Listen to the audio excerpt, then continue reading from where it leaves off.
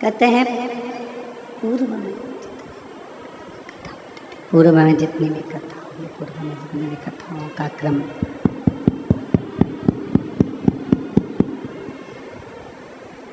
पूर्व में जितनी भी कथा हुई हैं, जितनी भी पूर्व में कथा का क्रम रहा है,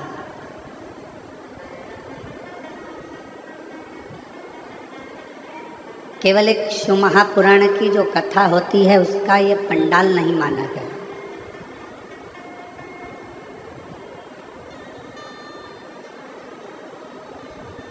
जहाँ पर भी भगवान शंकर की कथा होती है, शिव महापुराण की कथा होती है, उसको पंडाल नहीं कहते, उसको पंडाल उसको पंडाल नहीं बोलते हैं, उसको पंडाल नहीं कहा जाता। शिव महापुराण की जो कथा होती है, जो भी स्थान होता है उसको भगवान शिव का कैलाश धाम माना गया है, जहाँ बैठकर शिव भक्त शिव महापुराण की कथा को श्रवण करते हैं।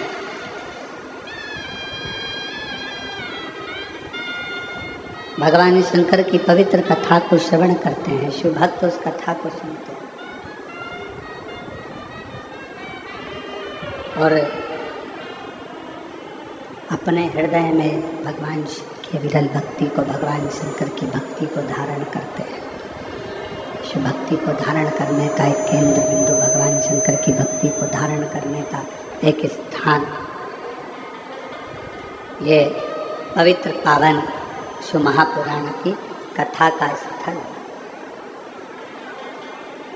अब कई शिव भक्त ऐसे होते हैं, कई संसार में जन्म लेने वाले मनुष्य ऐसे होते हैं कि कैलाश धाम तक नहीं जा पाते, नहीं पहुंच पाते।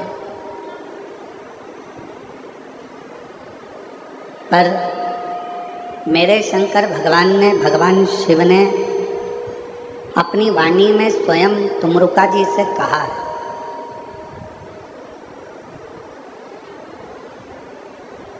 अपनी वाणी में स्वयं तुमरुका जी से एक शब्द कहा कि है तुमरुका, जहाँ आप कथा कह रहे हो, जहाँ मैं इस कथा को ईसर गोरा बनकर श्रवण कर रहा हूँ, चंचुला देवी जिस कथा को के लिए चंचुला देवी अपने पति बिंदु की मुक्ति के लिए, मोक्ष के लिए ये कथा श्रवण कर रही है, तो आज मैं वचन देता हूँ तुमरुका जी कि जिस स्थान पर ये पवित्र शिव महापुराण की कथा जहाँ पर भी होगी, वो भूमि साधारण नहीं कहलाएगी। शिव जी कहते हैं वो मेरा कैलाश 7 दिन तक वहीं पर विराजमान रहेगा और भगवान शिव की अविरल कथा का रसपान करें। 7 दिवसीय शिव महापुराण की कथा संपूर्ण विश्व के कल्याण के लिए, संपूर्ण जगत के कल्याण के लिए, संपूर्ण जगत के उद्धार के लिए ये कथा श्रावण के महीने में प्रारंभ हुई। अब जैसे श्रीमद् भागवत जी श्रवण करने का एक नियम होता है कि एक स्थान पर बैठकर बड़े आनंद के साथ कथा का रस तत्व ग्रहण किया जाए, रामचरितमानस का एक नियम होता है कि रामचरितमानस 24 घंटे में, 9 दिन में, 1 माह में, त्रैमासिक में, 12 महीने में, जैसा भी आपको क्रम करना हो उस क्रम से उसको पूर्ण किया जाए। उसी तरह उसी क्रम में शिव महापुराण का एक नियम है और वो नियम संपूर्ण श्रोताओं को, चाहे वो आस्था चैनल पर, टीवी पर सुन रहे हो, मोबाइल पर सुन रहे हो, टीवी पर सुन रहे हो या पंडाल में बैठकर श्रवण कर रहे हो, जहाँ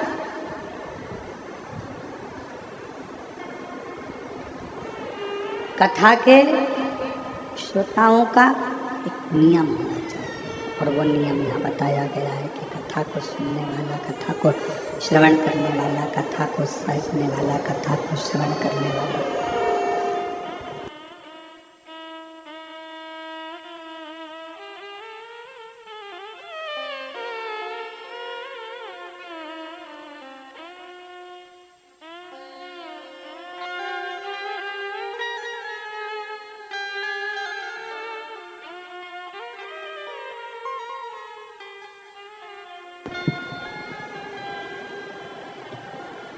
जैसे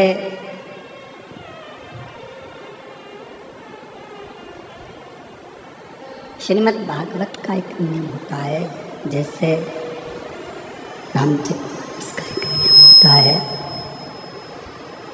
उसी तरह श्री महापुराण का भी एक नियम होता है। उसी तरह और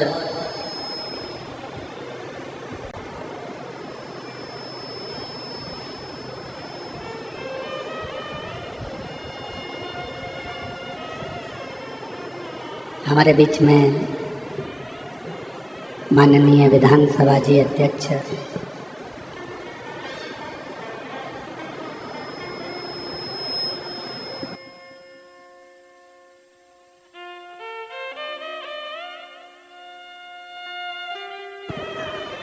हमारे बीच में डॉक्टर रमन सिंह जी, धर्मपत्नी जी श्रीमती वीणा सिंह जी पधारी हैं, और उनकी बहनें भी यहाँ पर पधारी। एक बार जोरदार ताली बजाकर उनका स्वागत, वंदन, अभिनंदन। शिव कृपा है, आप भगवान शंकर की परम भक्त भी हैं, और जब आपके निवास पर रायनंदगांव पर जाना हुआ था, उस समय पर शिव भक्ति के किस्से बाबा की कृपा से बहुत श्रवण करने को मिले। एक बार जोरदार ताली बजाकर उनका स्वागत, वंदन, अभिनंदन। शिव तत्व कह रहा है, भगवान शंकर का चरित्र कह रहा है। वो भूमि कोई साधारण नहीं है। जितने दिन शिव महापुराण की कथा चलेगी, उतने दिन कैलाश वहीं पर विराजमान रहेगा, और उस कैलाश पर बैठकर लोग कथा सुनेंगे। अब कथा का नियम, श्रीमद् भागवत जी का नियम अलग है, श्रीमद् भागवत जी का नियम अलग है, श्री रामचरित मानस का नियम अलग है, विष्णु पुराण जी का नियम अलग है। सारे पुराणों को सुनने का नियम अलग अलग। और जितने शिव भक्त शिव महापुराण की कथा में बैठे हैं, जितने शिव भक्त आस्था चैनल पर सुन रहे हैं, फेसबुक यूट्यूब पर श्रवण कर रहे हैं, उनसे निवेदन करेंगे, शिव महापुराण की कथा सुनने का भी एक अलग नियम है। शिव महापुराण की कथा सुनने का नियम कौन सा है? तो कहा, शिव पुराण का एक सबसे बड़ा नियम है, आप अपने घर से जब शिव महापुराण की कथा को श्रवण करने के लिए जाओ, या अपने घर में बैठकर टीवी के सामने या मोबाइल पर भी शिव महापुराण की कथा को श्रवण करो, उस समय पर तुम्हें ये पूर्ण विश्वास होना चाहिए कि कथा मैं नहीं, मेरा महादेव श्रवण कर रहा है और मेरे दुखड़े को हर रहा है। ये विश्वास, ये विश्वास, भरोसा, ये श्रद्धा, ये दृढ़ता आपके और हमारे जीवन में आनंद देता है।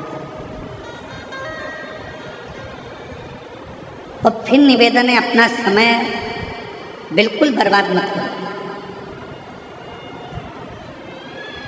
आपके मन में अगर शिव जी के प्रति विश्वास है, आपके मन में भगवान शंकर जी के प्रति भरोसा है, दृढ़ता है, विश्वास है, तो शिव महापुराण की कथा के पंडाल में जाकर बैठो, कहाँ तुम्हें जगह मिल जाए वहाँ जाकर बैठो।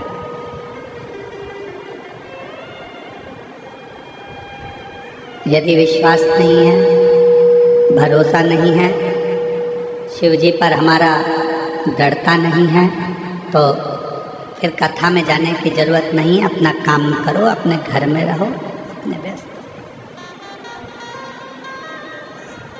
ये कथा, क्योंकि रामचरितमानस में तुलसीदास बाबा ने अपने शब्दों में कहा है शंकर विश्वास रूपिण। ये कथा ही विश्वास है, और विश्वास को ही शिव कहा गया।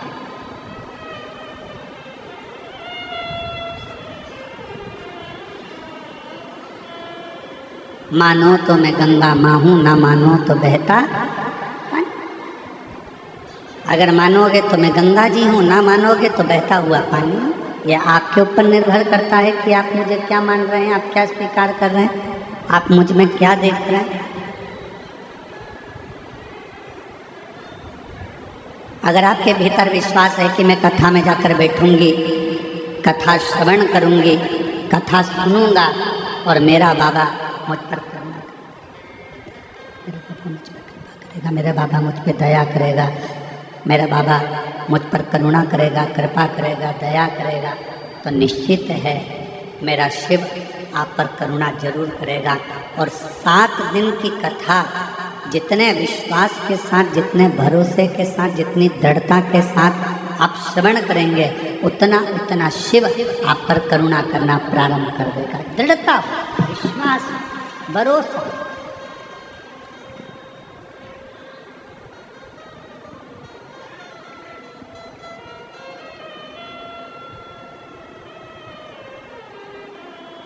आपका घर बड़ा है, छोटा है, वो मायना नहीं रखता।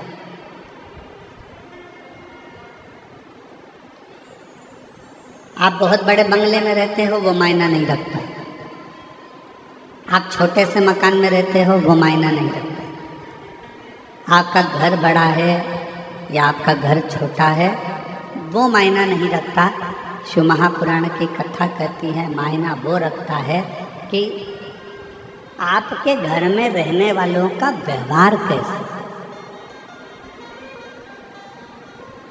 आपके घर में जो रह रहे हैं, आपके घर में जो निवास कर रहे हैं, आपके घर में जो रह रहा है, उसका व्यवहार कैसा। मालूम पड़े बंगला तो बहुत बड़ा है, घर बहुत बड़ा है, और व्यवहार जो घर में रह रहे हैं 4 लोग, 5 लोग, 10 लोग घर के रहने वाले हैं, उनका व्यवहार ही अच्छा नहीं है, तो घर का बंगला किस काम का।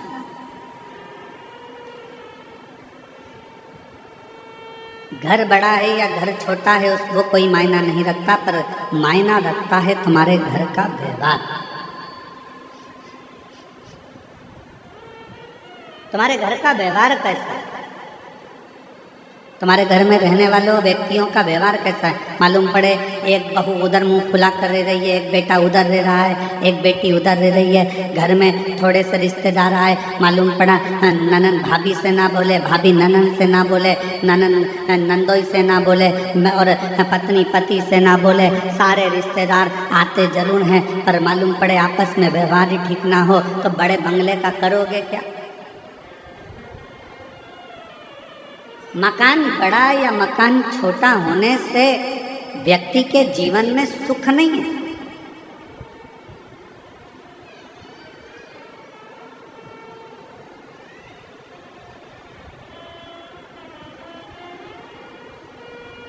धन का बिस्तर मिल जाए पर नींद को तरसे नैन, और कांटों पर भी सोकर आए किसी के मन को चैन। कोई कारण होगा, मालूम पड़े डंलप का गद्दा लगा है, एसी लगा है, खूब जोरदार मलमल की रजाई भी है, तकिया भी बिल्कुल एकदम कोमल है, और बड़े आराम से कमरा भी बिल्कुल क्लीन साफ एकदम बढ़िया है, और मालूम पड़े धन का बिस्तर मिल जाए पर नींद को तरसे नींद।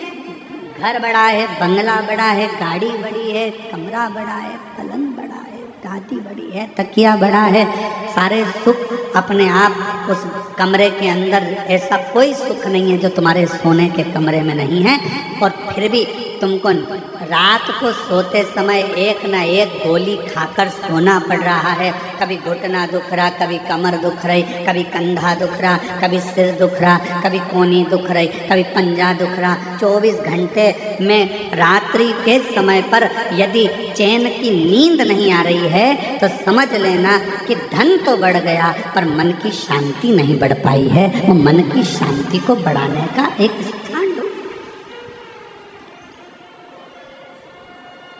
मन की शांति को बढ़ाने का एक केंद्र बिंदु ढूंढ।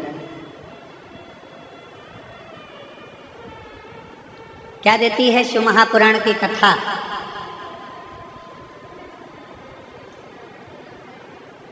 क्या प्रदान करती है शिव महापुराण की कथा? शिव महापुराण की कथा देती है पक्का विश्वास, पक्की दृढ़ता।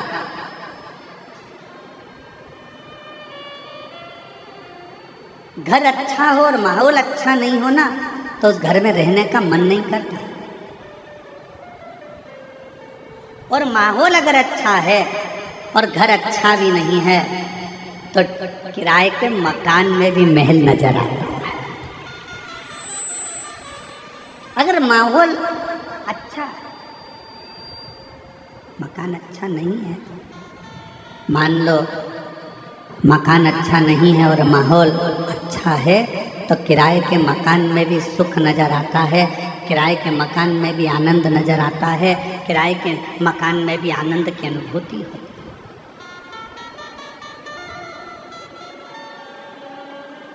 किराए का अब कितनी बड़ी कृपा है जरा देखिएगा भगवान शिव की कथा में। बैकुंठ में भगवान नारायण और लक्ष्मी जी विराजमान, और बैकुंठ में भगवान विष्णु और लक्ष्मी जी विराजमान है और दोनों का झगड़ा होता है।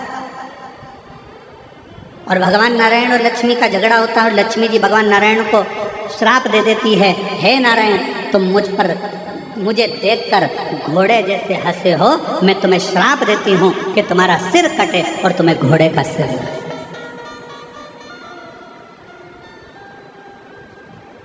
अब देखिए जरा, श्राप किया गया। अब ब्रह्मा जी और ब्रह्माणी जी ब्रह्मलोक में निवास करते हैं और दोनों जनी वहाँ रहकर बड़ा आनंद का जीवन जी रहे होते हैं। और इतने में यज्ञ होता है, अनुष्ठान होता है, और उस अनुष्ठान में माता ब्रह्मणी के आने में देरी हो जाती है।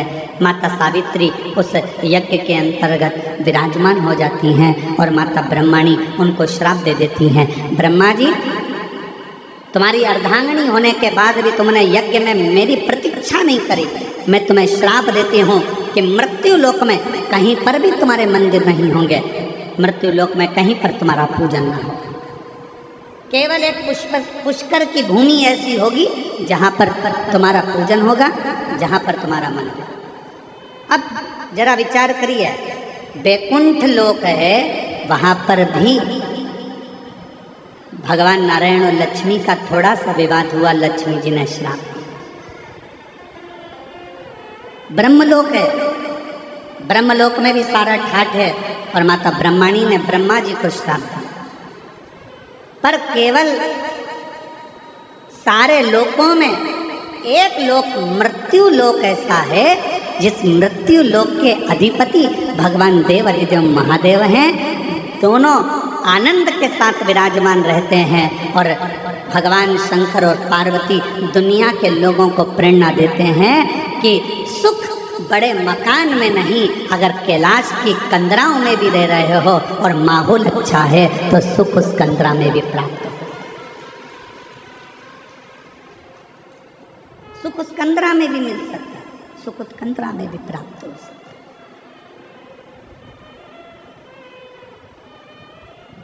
बस अच्छा घर अच्छा है और माहौल अच्छा नहीं है तो घर किसी काम का नहीं है।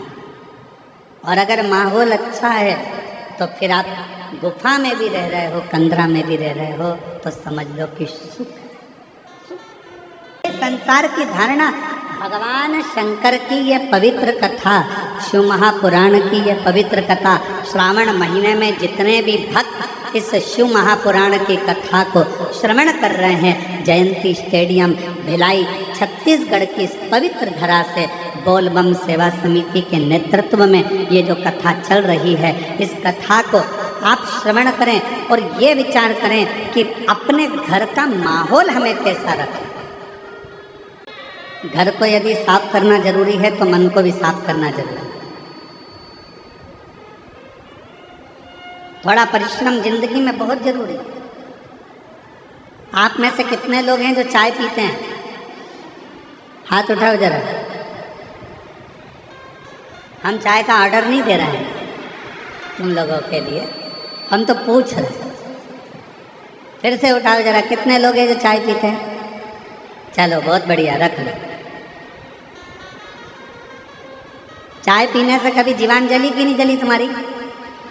जम के तो बोलो, आवाज़ नहीं आई। जली है ना?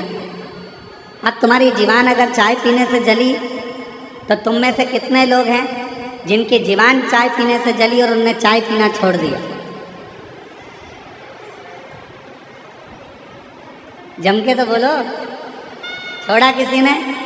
नहीं। हमारे दया सिंह जी के घर की भाभी और बहुएं हाथ हिला रही, नहीं गुरुजी अब नहीं छोड़ा।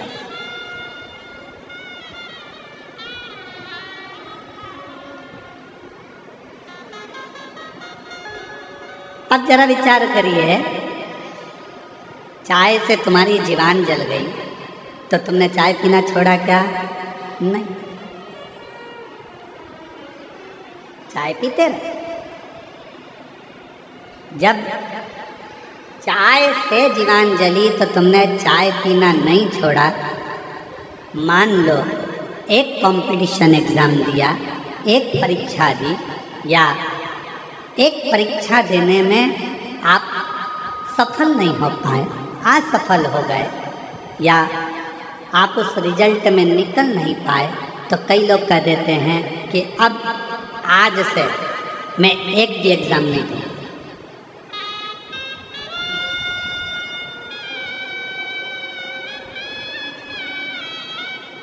अब मैं कोई परीक्षा नहीं दूंगा। अरे भाई, चाय से जीवान जल जाती है तो लोग चाय पीना नहीं छोड़ते, पीते रहते हैं। अगर एक एग्ज़ाम नहीं निकल पाए, एक परीक्षा नहीं पास कर पाए, तो क्यों टेंशन लेना? चाय पीना नहीं छोड़ी, उसी तरह एग्ज़ाम देना मत छोड़ो। एक ना एक दिन तुमको उस मंजिल तक वो एग्ज़ाम पहुँचाई। क्यों हिम्मत हारते? क्यों टेंशन लेते हो? अपनी हिम्मत नहीं हार। क्यों हिम्मत हारना? परिश्रम करते जाओ। कई लोग कहते हैं गुरुजी हमारे घर का माहौल ठीक नहीं है, अब मैं घर में नहीं रहूँगी, मैं घर छोड़कर चली जाऊँगी। कोई कहता है मैं घर छोड़कर चले जाऊँगा, मैं ऐसा कर लूँगा। शिव महापुराण की कथा कहती है अपने घर का माहौल ठीक करने की जवाबदारी किसी दूसरे ने नहीं ली है। अपने घर के माहौल को ठीक करने की जवाबदारी आपकी अपनी स्वयं। और मेरे शंकर भगवान ने, मेरे ओघड़दानी ने, मेरे शिवजी ने, मेरे शंभू ने पूरी शिव महापुराण की कथा में मार्गदर्शन करते हुए कहा, हिम्मत नहीं हारना, विश्वास पक्का रखना, श्रद्धा पूरी रखना और अपने कर्म को करते जाओ। यदि मार्कंडे बाबा मंत्र का जाप नहीं करते, मार्कंडे बाबा यदि भगवान का भजन ना करते, मार्कंडे बाबा को मालूम पड़ गया था कि मेरी उम्र कम है, मार्कंडे जी को मालूम पड़ गया था कि मेरे प्राण छूट जाएंगे, मार्कंडे जी को मालूम पड़ गया था कि मैं मर जाऊंगा, पर मार्कंडे जी ने अपने पिताजी से जो सुना, मार्कंडू जी से, बस भगवान शिव की भक्ति में लग गए। और भगवान शंकर की ऐसी भक्ति मार्कंडे बाबा ने करी, शिव की ऐसी आराधना मार्कंडे बाबा ने करी कि आखिरी में मार्कंडू जी, मार्कंडे बाबा के पिताजी नहीं आए, स्वयं शिव की भक्ति से वो देवाधिदेव महादेव प्रकट होकर उनकी आयु बढ़ाकर। Please subscribe my channel.